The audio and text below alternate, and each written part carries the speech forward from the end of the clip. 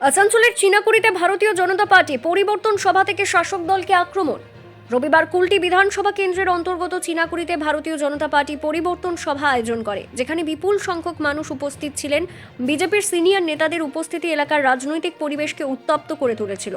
অনুষ্ঠানে প্রাক্তন রাজ্য বিজেপি সভাপতি দিলীপ ঘোষ, কেন্দ্রীয় মন্ত্রী অন্নপূর্ণা দেবী, কুলটির বিধায়ক ডক্টর অজয় পোদ্দার, জেলা বিজেপি সভাপতি দেবতনু ভট্টাচার্য, বিধায়ক অগ্নিমিত্র পাল, কৃষ্ণেন্দু মুখার্জি, জিতেন্দ্র তিওয়ারি এবং কৃষ্ণপ্রসাদ সহ আরও বেশ কয়েকজন নেতা ও কর্মী উপস্থিত ছিলেন।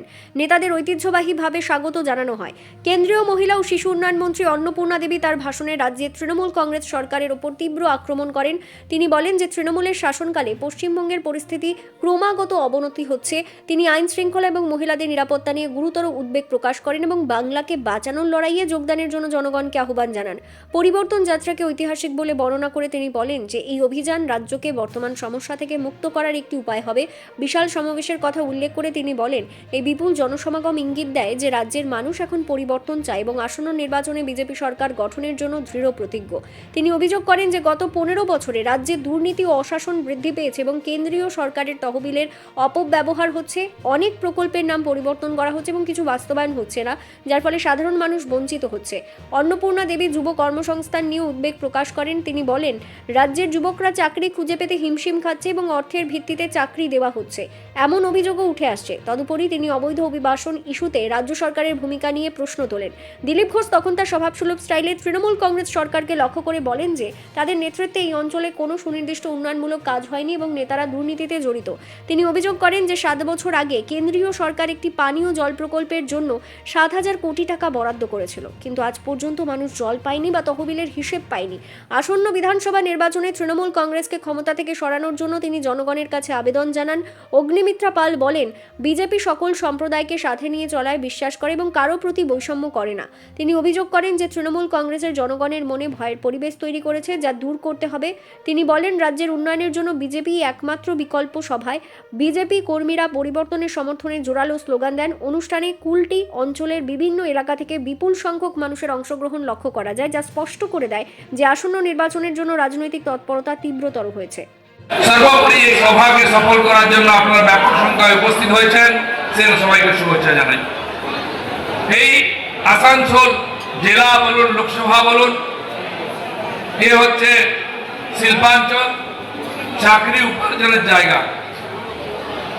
এখানে রেল, সেল, কোল ইত্যাদি ইত্যাদি বিভিন্ন ইন্ডাস্ট্রির মাধ্যমে এত বছর ধরে লোকেরা লক্ষ লক্ষ লোক জীবিকা নির্বাহ করে চলেছেন। এক সময় সারা ভারত থেকে বিভিন্ন রাজ্য থেকে মানুষ এখানে জীবিকার জন্য আসতেন, আর আজ উল্টো তাদেরই ছেলেমেয়েরা পশ্চিমবঙ্গ তথা এই শিল্পাঞ্চল ছেড়ে অন্য রাজ্যে চলে যাচ্ছেন জীবিকার জন্য। এইখানে সাধারণ মানুষের সাধারণ পরিষেবা পাওয়ার অধিকার নাই। আসার সময় দেখছিলাম রাস্তার অবস্থা, এত বড় শিল্পাঞ্চল, এত রিসোর্স সরকারকে রেভিনিউ দেয়, কিন্তু এখানে রাস্তাটা ঠিক করাচ্ছি না।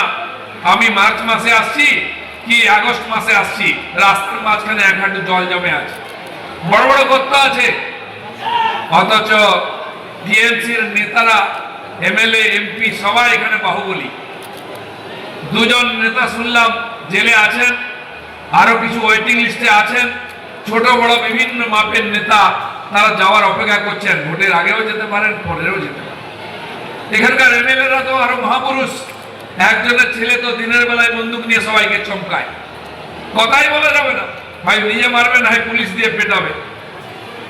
101 অবতার।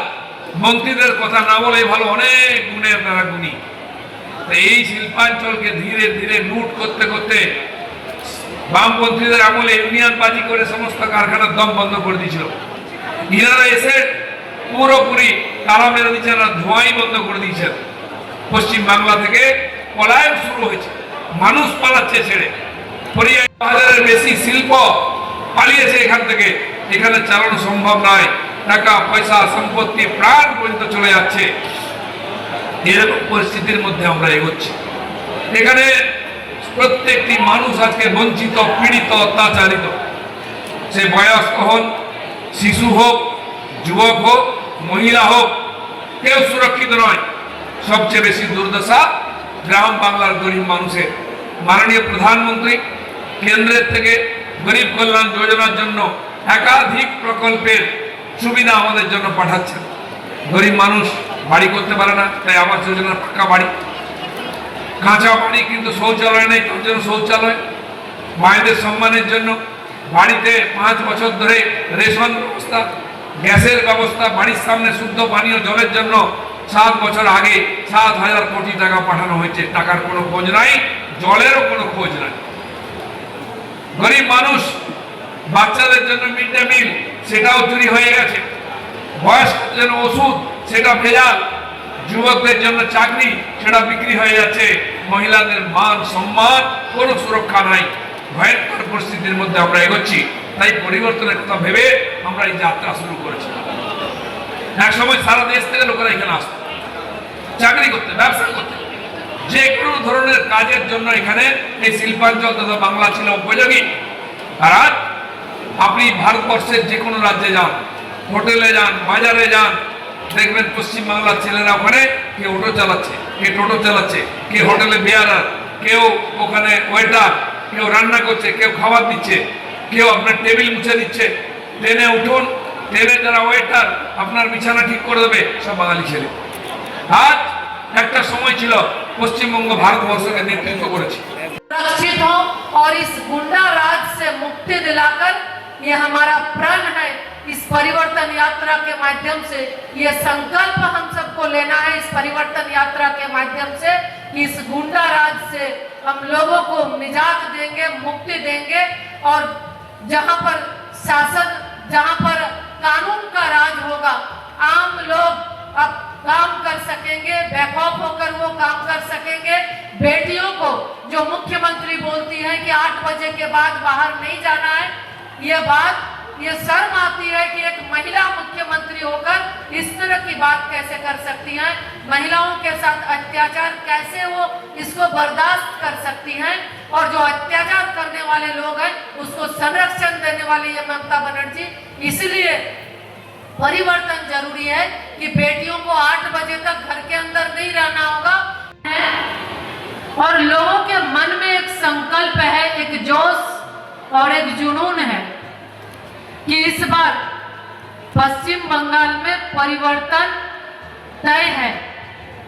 इस बार पश्चिम बंगाल में तृणमूल सरकार का जाना तय है, और भारतीय जनता पार्टी के हमारे सभी कार्यकर्ता ये तय कर चुके हैं कि इस परिवर्तन यात्रा में हम जिस पश्चिम बंगाल की बात करते हैं, साथियों, ये पश्चिम बंगाल हमेशा से जिस शहर में खड़े हैं, ये बंगाल की औद्योगिक आत्मा है।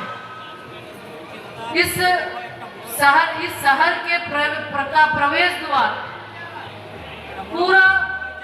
पूरे राष्ट्र को पावर देता है और पूरे राष्ट्र को ताकत देता है। पश्चिम बंगाल जहां राष्ट्र को दिशा देने वाली ये पश्चिम बंगाल, आज अगर हम देखें तो इस 15 वर्षों के टीएमसी के कुशासन के वजह से आज भ्रष्टाचार का गढ़ बन चुका है। आज हमारे बेरोजगार युवक, नवयुवक, जहां पश्चिम बंगाल में लोग रोजगार के लिए आते थे, आज हमारे पश्चिम बंगाल के नवयुवक रोजगार के लिए दूसरे प्रदेश में जाते हैं। ये 15 वर्षों के कुशासन, 15 वर्षों के ममता बनर्जी जी के ये भ्रष्टाचार, इस सरकार का देन है कि आज पश्चिम बंगाल, जो देश को दिशा देने वाला पश्चिम बंगाल, आज निश्चित रूप से आज भ्रष्टाचार की बलि पे चढ़ गया है। साथियों, अगर हम देखें तो इसके प्रवेश द्वार में यानी भाईचारे का शहर लिखा हुआ है, लेकिन इस 15 वर्षों के शासनकाल में टीएमसी के द्वारा इसको तार तार कर दिया गया, खंडित कर दिया गया। आज देश की अर्थव्यवस्था में जो पश्चिम बंगाल का अहम भूमिका होता था, आज इस 15 साल के कुशासन के वजह से आज स्थिति बदतर हो गई है। भाईचारे के इस शहर में अगर हम देखें तो आज लोग न्याय के लिए भटक रहे हैं। हम सब को याद है कि किस तरह से चाहे मेडिकल आरजीकर मेडिकल की छात्रा हो, चाहे संदेश खाली की घटना हो, या फिर अन्य स्कूल और कॉलेज की घटनाएं, अपराधियों को संरक्षण देना इस सरकार ममता बनर्जी सरकार के द्वारा दिया जाता है। और जिस माँ माटी मानुष की बात ये पश्चिम बंगाल सरकार ममता बनर्जी की सरकार करती थी, आज माँ परेशान है। माटी पर घुसपैठिए कब्जा जमा रहे हैं और मनुष्य यहाँ से पलायन कर रहे हैं। तो यही इस सरकार के द्वारा निरंतर जिस तरह से जब से ये सत्ता में आई तुष्टीकरण की नीति के साथ घुसपैठियों को शरण देकर जो पश्चिम बंगाल के लोग हैं, पश्चिम बंगाल के এই সরকার সব সময় শাসক দলের সরকার সব সময় এনাদের যে টিএমসির কার্যকর্তারা সব সময় লোককে পরেশান করে। যদি দেখি তো এই সময় এই শিল্প সম্পন্ন বাংলা আজ সিন্ডিকেট আর তোলাবাজির জন্য শিল্পহীন হয়ে গেছে। হাজার হাজার কোম্পানি आज बांग्ला থেকে ছেড়ে চলে গেছে। দাদা বিহারের কথা বলছিলেন, উত্তর প্রদেশের কথা বলছিলেন। আজ আপনি দেখছেন कि आगे बिहार उत्तर प्रदेश बीमारू राज्य श्रेणीতে আসতো, কিন্তু আজ भारतीय जनता पार्टी शासनकाले आज बिहार बंगाल और भारतीय जनता पार्टी के शासन में, चाहे हम उड़ीसा को देखें या नॉर्थ ईस्ट आसाम देखे, हर और आज कल कारखाने लग रहे हैं। आज वहां से लोगों का पलायन रुका और आज बंगाल से पलायन करके वैसे प्रदेशों में जाकर हमारे युवा काम कर रहे हैं। आज घोटाला अगर देखें तो युवाओं बहुत ही मेहनत करते हैं, वो परीक्षा की तैयारी करते हैं। आज जिस तरह से एसएससी घोटाला, आज जो प्रतिभाशाली छात्र हैं, बच्चे हैं, उनको नौकरी नहीं होती, बल्कि जो रुपया देता है उसकी नौकरी होती है। आज प्रतिभा का सम्मान इस ममता सरकार में प्रतिभा का कोई कदर नहीं है, न ही कोई सम्मान है। इसीलिए परिवर्तन आवश्यक है। परिवर्तन इसीलिए जरूरी है कि इस कुशासन से मुक्ति दिलाना है, इसलिए परिवर्तन आवश्यक है।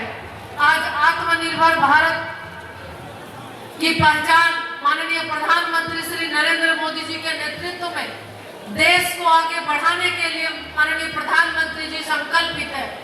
और आज आप पश्चिम बंगाल में परिवर्तन करेंगे तो विकसित भारत का जो संकल्प माननीय प्रधानमंत्री जी का है, उस संकल्प को सिद्ध करने में आपकी भी अहम भूमिका रहेगी। वहाँ बदली है और ये हमें पूरा विश्वास है कि इस बार बंगाल में परिवर्तन होगा, बंगाल में परिवर्तन होगा और परिवर्तन के बाद हमारी सरकार बनेगी। यही हम सब तय करेंगे और ये सुनिश्चित करेंगे कि परिवर्तन करके हमें अपनी सरकार यानी बीजेपी की सरकार हमें बनानी है। यही तय करते हुए, यही कहते हुए आप सबको हम बहुत बहुत धन्यवाद देते हैं कि पलटानो दरकार चाहे भाजपा सरकार, पलटानो दरकार चाहे भाजपा सरकार, पलटानो दरकार सरकार। धन्यवाद। भारत माता की जय। ইমতিয়াজ খান যার নেতৃত্বে পুরো তলাবাড়ি চলে, মলয় ঘটকের কথা শুনে এদের নেতৃত্বকে ভাঙতে হবে, এদের নেতৃত্বকে ভাঙতে হবে। যারা তলাবাড়ি করে, যারা গোটাটাই মলয় ঘটকের সঙ্গে নিয়ে এই মানুষের স্বাধীনতা কেড়ে নিয়েছে, এই মলয় ঘটক, এই তৃণমূলের বিধায়ক উপাধ্যায়রা আছে, তাদেরকে হারাতে হবে। আর তাদেরকে হারাতে হলে সমস্ত সনাতনী সমাজদেরকে এক হতে হবে। কারণ আপনারা জানেন ভোট পেরিয়ে যাওয়া সমাজদেরকে মলে ঘরে করে পাত্তা দেয় না, মলে ঘরে ঘরে ইমতিয়াজ মতো গুন্ডাদেরকে কথা মতো চলে। আমরা দেখেছি, আমরা সনাতনী সমাজকে নিয়ে ব্যবহার করছে তৃণমূল কংগ্রেস। তৃণমূল কংগ্রেস সমস্ত ক্লাবকে যেমন পয়সা দেয়, কিন্তু পয়সা দেওয়ার পরে দেখেছি পুরোপুরি ভাবে সেই ক্লাবের উপরে সনাতনীদের উপর অত্যাচার হয়। আজকে আপনাদেরকে বিচার করতে হবে, আপনাদেরকে বিচার করতে হবে। এই তৃণমূল কংগ্রেস আমাদের ছেলে মেয়েদের চাকরি দেয় না, কিন্তু অপরদিকে এই ভোটের সময় 1,500 টাকার যুবসাথী ফর্ম ফিল আপ করিয়ে বলছে টাকা দেব। আমি জানতে চাই মমতা বন্দ্যোপাধ্যায়ের কাছে, তৃণমূল কংগ্রেসের নেতৃত্বের কাছে, 2013 সালে আপনারা বলেছিলেন, 2013 সালে আপনারা বলেছিলেন যে যুবশ্রী দেব, কিন্তু আমরা আমাদের মধ্যে মাননীয়া অন্নপূর্ণা দেবী আসছেন, তাকে স্বাগত জানাই। অন্নপূর্ণা দেবী জিন্দাবাদ, অন্নপূর্ণা দেবী জিন্দাবাদ। আসানসোল থেকে কাজল মিত্রের রিপোর্ট, বিগ নিউজ বাংলা।